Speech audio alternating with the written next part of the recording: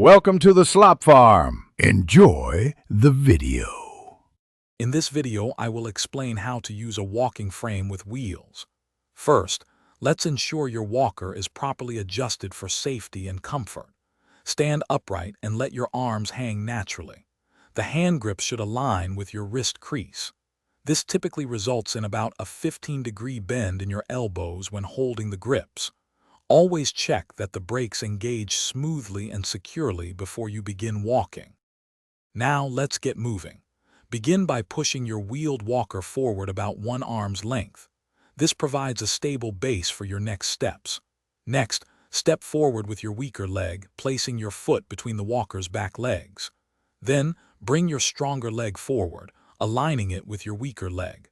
Maintain a steady, controlled pace, keeping your body centered within the walker for optimal balance. Turning with your wheeled walker requires a bit of coordination. To change direction, take several small, deliberate steps in an arc, moving the walker with you.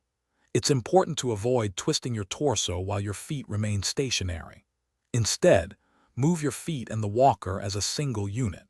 Remember to use the hand brakes to control your speed, especially when navigating corners or crowded areas, ensuring a smooth and safe turn. When you're ready to sit down, back up until the backs of your legs gently touch the chair. Crucially, engage both brakes on your walker to prevent it from rolling. Reach back for the chair's armrests, then slowly lower yourself into the seat, maintaining control. To stand, push up from the chair's armrests, not the walker. Once standing, firmly grasp the walker handles, unlock the brakes, and you are ready to move again. Thanks for watching. Consider subscribing if we helped you today.